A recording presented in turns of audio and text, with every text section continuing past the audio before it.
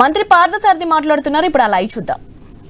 ప్రభుత్వం దాన్ని పూర్తిగా నిర్వీర్యం చేయటం కానివ్వండి, అంటే తర్వాత వచ్చిన ప్రభుత్వం ఏం చేసిందంటే, బాధ్యత కలిగిన ప్రభుత్వం ఏదైనా సరే కొన్ని వారికి నచ్చని కార్యక్రమాలు ఉండొచ్చు అంతకుముందు చేసిన ప్రభుత్వం, కానీ ప్రతి కార్యక్రమాన్ని కూడా ఒకటే దృష్టితో, అది చంద్రబాబు నాయుడు గారి ప్రభుత్వం చేసింది, తెలుగుదేశం ప్రభుత్వం చేసింది, దాన్ని ఏదో ఒక విధంగా దాన్ని స్క్రాప్ చేసేయాలి అనే లక్ష్యంతో కానివ్వండి. అదేవిధంగా ఆపరేషనల్ కాస్ట్ కూడా చాలా పెరగటం మూలంగా, అంటే ఉద్దానం ప్రాంతంలో ఫిక్స్డ్ కాస్ట్ ఏమో అట్లాగే లేబర్ కాస్టు లేకపోతే వర్కర్స్ కాస్ట్ అట్లాగే ఉంది, లేకపోతే ట్రాన్స్పోర్ట్ ఛార్జెస్ పెరగటం మూలంగా కానివ్వండి, లేకపోతే మరి తర్వాత 13,000 అక్కడ ఎస్టిమేట్ చేస్తే కేవలం 4,000 బబుల్స్ మాత్రమే అమ్ముడవటం. అదేవిధంగా కుప్పంలో 40,000 ఎస్టిమేట్ చేస్తే కేవలం 10,000. అంటే ప్రభుత్వం నుంచి ఎటువంటి సహకారం కానీ ఏమీ లేకపోవటం మూలంగా తీవ్రంగా నష్టపోవటం జరిగింది. ఆ నష్టం ఉద్దానం ప్రాంతంలో 575 లక్షలు, అదేవిధంగా కుప్పం ప్రాంతంలో 822 లక్షలు నష్టం జరిగింది. దీన్ని ఎస్టిమేట్ చేయడానికి ఏం చేసామంటే, తర్వాత O&M కింద ఎంత ఖర్చు అవుతుందని చెప్పేసి ఓపెన్ టెండర్స్ పిలిస్తే వాళ్ళు దీనికంటే కూడా చాలా ఎక్కువగా, దాదాపు దీనికి డబల్ కాస్ట్ కోట్ చేశారు. సో కాబట్టి వాళ్ళు అడిగింది రీజనబుల్గానే ఉంది, కాబట్టి వన్ టైం సెటిల్మెంట్ కింద ఈ వైబిలిటీ గ్యాప్ ఫండ్ ఇవ్వడానికి నిర్ణయం తీసుకుంటాం జరిగిందని చెప్పేసి మనం చేస్తాను. కాంట్రాక్టర్స్, చిన్న కాంట్రాక్టర్స్, కంపెనీ పేర్లు తెలియదు. అదేవిధంగా కొత్త సంవత్సరం, మన సంవత్సరం పూర్తి చేసుకున్న సందర్భంగా ప్రభుత్వం వచ్చి 1 year అయిన సందర్భంగా 17 మంది యావజ్జీవ ఖైదీలకు క్షమాభిక్ష మంజూరు చేయడం జరిగిందని చెప్పేసి మనం చేస్తాను. భారత సుప్రీంకోర్టు SLP క్రిమినల్ నెంబర్ 525/2021లోని ఆదేశాలకు అనుగుణంగా యావజ్జీవ ఖైదీల ముందస్తు విడుదలకు శాశ్వత మార్గదర్శకాలను జారీ చేసిన నేపథ్యంలో ఫిబ్రవరి 1, 2025 నాటికి అర్హులైన 17 మంది యావజ్జీవ ఖైదీలకు ప్రత్యేక క్షమాభిక్ష మంజూరు చేయడానికి హోంశాఖ చేసిన ప్రతిపాదన రాష్ట్ర మంత్రిమండలి ఆమోదం తెలియజేయడం జరిగిందని చెప్పేసి మనం చేస్తాను. నేను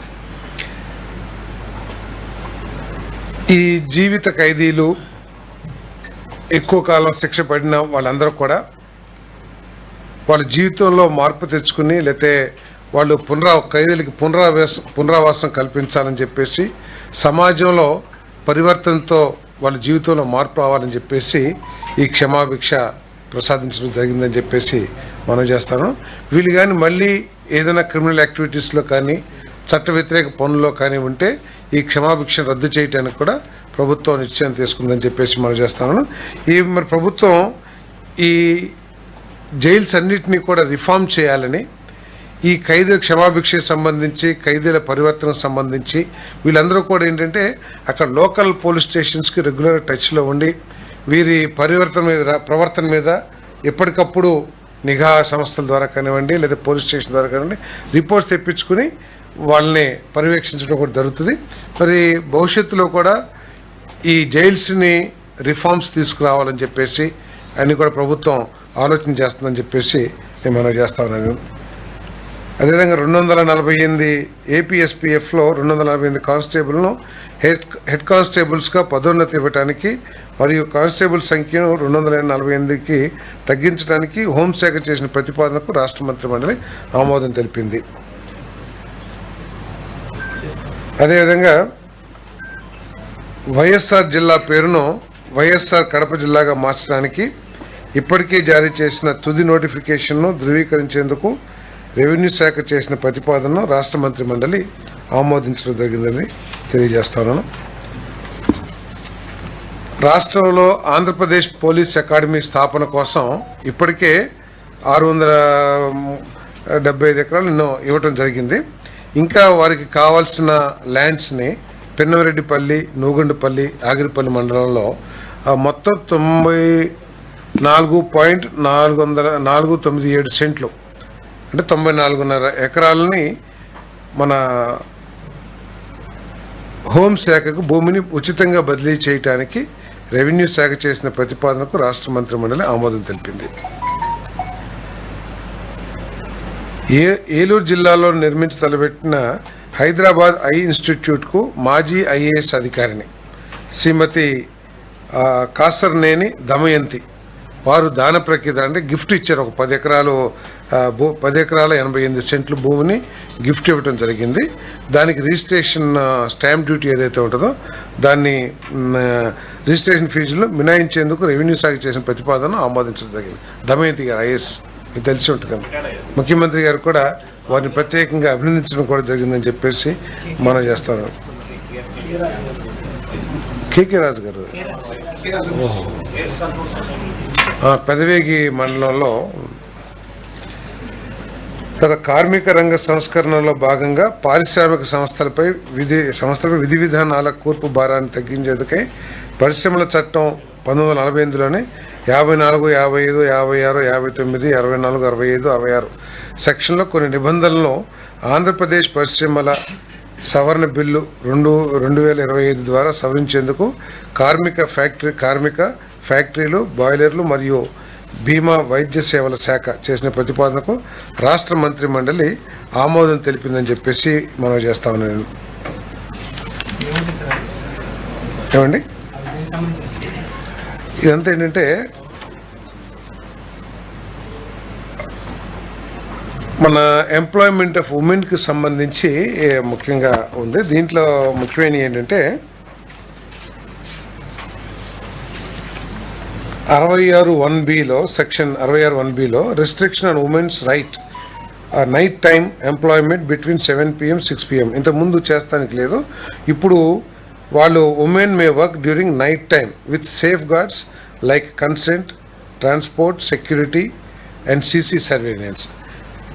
ప్రాపర్ సేఫ్ గార్డ్స్ తీసుకుని వారికి కెమెరా సర్వేలెన్స్ పెట్టి వాళ్ళకి ప్రాపర్ ట్రాన్స్పోర్టు, తర్వాత అదేవిధంగా వారు పనిచేసే చుట్టుపక్కలంతా కూడా కాంతివంతమైన ప్రదేశంగా ఉండే కొన్ని నిబంధనలు ఏర్పాటు చేసి మహిళలు కూడా రాత్రిపూట పని చేయొచ్చు అని చెప్పేసి ఈ అమెండ్మెంటు చెప్తా ఉంది. అదేవిధంగా సెక్షన్ 54లో 9 hours పర్ డే మ్యాక్సిమం చేసేదైతే ఇప్పుడు అది 10 గంటలకి పెంచి పర్ డే 10 hours పెంచడం జరిగింది. సెక్షన్ 55లో ఇంతకుముందు 5 hours-కి 1 hour రెస్ట్ ఉండేది. ఇప్పుడు 6 hours-కి రెస్ట్ పీరియడ్ని మార్చారు. 6 hours-కి ఒకసారి రెస్ట్ వచ్చేట్లు. అదేవిధంగా section 56 maximum spread over 10.5 hours అయితే ఇప్పుడు ఎక్స్టెండెడ్ టు 12 hours, అంటే మొత్తం 12 hours దాకా పనిచేసే అవకాశాన్ని కల్పిస్తూ ఉంది. అదేవిధంగా ఓవర్ టైం సెక్షన్ 64 ప్రకారం ఇంతకుముందు 50 కానీ 75 గంటలు కానీ మాత్రమే ఓవర్ టైం చేస్తానికి అవకాశం ఉండేది. బట్ ఇప్పుడు 144 hours 144 hours per quarter over time చేస్తానికి అవకాశం కల్పించే విధంగా ఈ చట్టాలని అమెండ్మెంట్ చేయడం జరిగిందని చెప్పేసి మనం చేస్తున్నాం. ఇదంతా ఏంటంటే ఈజ్ ఆఫ్ డూయింగ్ బిజినెస్లో భాగంగా ఈ నిబంధనలను అమెండ్మెంట్ చేయడం జరిగిందని చెప్పేసి కూడా ఈ సందర్భంగా తెలియజేస్తాను. అదేవిధంగా ఇప్పుడు ఇంతకుముందు ఉమెన్ ఎంప్లాయ్మెంట్ డ్యూరింగ్ నైట్ టైంకి సంబంధించి కొన్ని నిబంధనలు ఉంటే women may work during night time with certain ఇందాక చెప్పాను కదా, CC కెమెరా సర్వేలియన్స్, ప్రాపర్ సేఫ్టీ, తర్వాత వారికి మంచి వసతులు అవన్నీ కూడా ఉంటే పని చేయొచ్చు అని చెప్పేసి కూడా ఈరోజు ఈ చట్టం మార్చడం జరిగిందని చెప్పేసి మనం చేస్తాను. ఫ్యాక్టరీస్లో ఏమంటే అంటే ఆదాయం పెరిగింది కదా, ఎక్స్ట్రా వర్క్ చేస్తారు. ఓటీ ఇప్పుడు ఇంతకుముందు 50 గంటలే చేస్తానికి అవకాశం ఉండేది, ఇప్పుడు 144 గంటలు చేస్తానికి అవకాశం ఉంది. దానివల్ల ఆదాయం కూడా పెరుగుతుంది. అదేవిధంగా ఇది నిబంధనల మూలంగా ఏంటంటే ఉమెన్ వ్యవస్థీకృత రంగంలో కూడా అంటే ఫార్మల్ సెక్టర్స్, ఇంతకుముందు చిన్న కుటీర పరిశ్రమలు అయితే చిన్న పరిశ్రమలు పనిచేసేవాళ్ళు, ఇప్పుడు ఎస్టాబ్లిష్డ్ ఫ్యాక్టరీస్ కానివ్వండి లేకపోతే కార్పొరేట్ సెక్టర్స్లో కూడా పనిచేయడానికి వాళ్ళకి అవకాశం లభిస్తుందని చెప్పేసి మనం చేస్తాం. Empowers women economically and promotes gender inclusion in industrial growth, అంటే పారిశ్రామిక అభివృద్ధిలో లింగ వివక్ష లేకోకుండా అందరికి కూడా అవకాశం కల్పించే విధంగా, తర్వాత ఉమెన్ సాధికారత కూడా లభిస్తుందని చెప్పేసి దీని ఉద్దేశం అని చెప్పేసి తెలియజేస్తాను. Supports employment in continuous process industries, అంటే కొన్ని ఇండస్ట్రీస్ ఉంటాయి ఒక్కసారి స్టార్ట్ చేస్తే మళ్ళీ ప్రాసెస్ చివరి వరకు కూడా అదే ఎంప్లాయీస్ ఉండటం మూలంగా వీరికి అదనపు జీతాలు కూడా లభ్యం అవడానికి అవకాశాలు ఉంటాయి ఈ అమెండ్మెంట్స్ ద్వారా అని చెప్పేసి నేను చేస్తాను. అదేవిధంగా గ్లోబల్ ప్రాక్టీసెస్ ఏదైతే ఉన్నాయో అవన్నీ కూడా ఇక్కడ కూడా అమలు చేయడానికి ఈ చట్ట అమెండ్మెంట్స్ పనిచేస్తామని చెప్పేసి తెలియజేస్తాం. దీని మూలంగా ఏంటంటే ఫ్యాక్టరీలు కూడా పెట్టుబడి పెట్టే వాళ్ళు మన రాష్ట్రానికి రావడానికి, అంటే ఈ కార్మిక చట్టాలు ఇవన్నీ కూడా వారికి కూడా కార్మికులతో పాటు వారికి కూడా అనుకూలంగా ఉంటే పెట్టుబడులకి ఎక్కువగా వస్తారని చెప్పేసి, అదేవిధంగా గ్లోబలైజేషన్ ప్రతి రంగంలో కూడా అవుతూ ఉంది. గ్లోబల్లో ఏ రూల్స్ అయితే ఉన్నాయో ఆ రూల్స్ని ఇక్కడ కూడా ఇంప్లిమెంట్ చేయడానికి ఈ అమెండ్మెంట్స్ తీసుకురావడం జరిగిందని చెప్పేసి మనం చేస్తాం. వాళ్ళు చేసే వాళ్ళకే ఇస్తాము. సరే, అదే మహిళలు చేయగలిగిన వాళ్ళే చేస్తారు. వాళ్ళు చేస్తానికి ఇప్పుడు ఇంతకుముందు చేసే ఇంట్రెస్ట్ ఉన్నా, వారికి ఫిజికల్ ఫిట్నెస్ ఉన్నా కూడా చేయటానికి అవకాశం లేదు చట్ట ప్రకారం. కానీ ఇప్పుడు ఏంటి, ఒకవేళ సపోజ్ షీఈస్ క్యాపబుల్ ఎనఫ్ అనుకోండి, వాళ్ళ కుటుంబ పరిస్థితులు కానీ ఆమె పరిస్థితులు కానీ పని చేయడానికి దోహదపడేటైతే పని చేసుకోవడానికి అవకాశం కల్పించింది. స్పిన్నింగ్ మిల్ ఇవన్నీ. సో ఇప్పుడు చట్టపరంగా వాళ్ళకి అవకాశాలు కల్పాయి. ఏమండి, కార్మిక సంఘాలు ఏమి వ్యతిరేకించండి.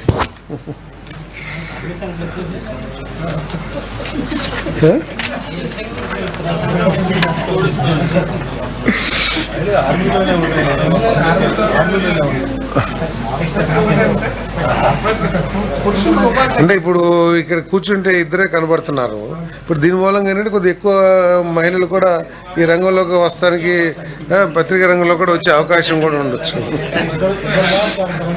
విశాఖపట్నంలోని హరిత హోటల్ యాత్రి నివాస్ ఆధునీకరణ చేపట్టిన పనులకు ఇప్పటికీ సవరించి అమలుపరిచిన పరిపాలన అనుమతులు ధృవీకరించేందుకు యూత్ డెవలప్మెంట్, టూరిజం మరియు సాంస్కృతిక శాఖ చేసిన ప్రతిపాదనకు రాష్ట్ర మంత్రిమండలి ఆమోదం తెలిపింది. మన విశాఖపట్నంలో యాత్రి నివాస్ ఉంది. గత ప్రభుత్వంలో దాన్ని రెనోవేట్ చేయాలని చెప్పేసి, లేకపోతే కొంచెం రూమ్స్ని రీఫర్బిష్ చేయాలని చెప్పేసి 4.5 కోట్లతో బడ్జెట్ ఆమోదించి ఆ కార్యక్రమాలు ప్రారంభించిన తర్వాత దాన్ని 13.5 కోట్లకి పెంచేశారు. అవసరం ఉంటే పెంచితే తప్పులేదు, కానీ దానికి ఎటువంటి అనుమతులు, బోర్డు అనుమతి కానివ్వండి లేదా ప్రభుత్వ అనుమతి కానివ్వండి, ఏది లేకోకుండా నోటి మాటనే ఉత్తర్వులకు తీసుకుని 13.5 కోట్లు ఖర్చు పెట్టి దాన్ని రెనోవేషన్ చేసేసారు. ఇప్పుడు అంటే గత ప్రభుత్వం ఏ విధంగా నిబంధనల్ని కానివ్వండి, లేకపోతే వ్యవస్థలు కానివ్వండి, రూల్స్ కానివ్వండి, ఏ విధంగా లెక్క చేయని తనంతో పనిచేసిందో ఇటువంటి ఇవన్నీ ఉదంతాలన్నీ కూడా అద్దం పడుతున్నాయని చెప్పేసి మనం చేశాను. ఇప్పుడు దాన్ని ఈ ప్రభుత్వం రాటిఫై చేయాల్సింది. ఖర్చు పెట్టింది వాళ్ళు, నిబంధనలు అతిక్రమించింది ఆ ప్రభుత్వం, నిబంధనలు అసలు తొంగలో తొక్కింది ఆ ప్రభుత్వం. ఈరోజు 4.5 కోట్ల నుంచి 13.5 కోట్లకి ఏదైతే ఖర్చు పెట్టారో దాన్ని ఇప్పుడు ఆమోదించాల్సిన పరిస్థితి వచ్చింది. దాన్ని ఆమోదించడం జరిగిందని చెప్పేసి మనం చేస్తాను. ఇదని ఎంక్వైరీ చేశారు.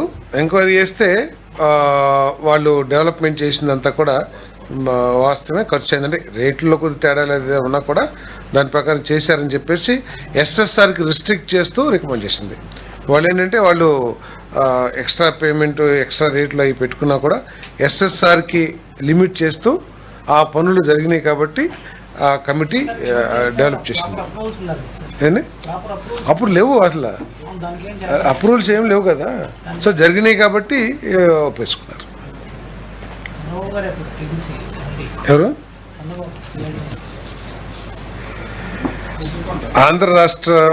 ఆంధ్రప్రదేశ్ రాష్ట్ర క్వాంటమ్ మిషన్ స్థాపనకు ఐటీ, ఎలక్ట్రానిక్స్ మరియు కమ్యూనికేషన్ శాఖ చేసిన ప్రతిపాదనకు రాష్ట్ర మంత్రిమండలి ఆమోదం తెలిపింది. భారతదేశ జాతీయ క్వాంటమ్ మిషన్లో భాగంగా అమరావతిలో క్వాంటమ్ వ్యాలీని స్థాపించి క్వాంటమ్ కంప్యూటింగ్, కృత్రిమ మేధ, ఆర్టిఫిషియల్ ఇంటెలిజెన్స్ మరియు సైబర్ సెక్యూరిటీ రంగాల్లో పరిశోధనలను ముందుకు తీసుకువెళ్లేందుకు ఐఐటి మద్రాస్, టీసీఎస్, ఐటీఎం వంటి సంస్థలతో కలిసి పనిచేసి తద్వారా ప్రపంచ స్థాయి పరిశోధకులను ఆకర్షించి అంతర్జాతీయ పెట్టుబడులను రాష్ట్రంలోకి తీసుకురావాలనే లక్ష్య సాధనకు ఈ నిర్ణయం ఉపకరిస్తుంది. మీ అందరికీ తెలుసు, మన ప్రీత ముఖ్యమంత్రి చంద్రబాబు నాయుడు గారు దాదాపు 30 ఏళ్ల క్రితమే ఏ విధంగా అయితే ఐటీ రంగాన్ని, సాఫ్ట్వేర్ రంగాన్ని ఉమ్మడి ఆంధ్రప్రదేశ్లో తీసుకురావడానికి కృషి చేశారో మరి మీరందరూ కూడా తెలిసిన విషయమే. ముఖ్యమంత్రి గారు సాక్షాత్తు అమెరికాలో సిలికాన్ వ్యాలీ అన్ని సాఫ్ట్వేర్ కంపెనీలకు వెళ్ళి మన రాష్ట్రంలోకి సాఫ్ట్వేర్ రంగాన్ని తీసుకోవడానికి ఏ విధంగా ప్రయత్నం చేశారో ఇప్పుడు మళ్ళీ అటువంటి ప్రయత్నాన్ని క్వాంటమ్ వ్యాలీ స్థాపించడం ద్వారా క్వాంటమ్ కంప్యూటింగ్ని ఇక్కడ డెవలప్ చేయడం ద్వారా ఈ రాష్ట్రాన్ని మళ్ళీ క్వాంటమ్ రంగంలో నెంబర్ 1గా తీసుకురావాలని చెప్పేసి ముఖ్యమంత్రి గారు ప్రయత్నం చేస్తూ ఉన్నారు.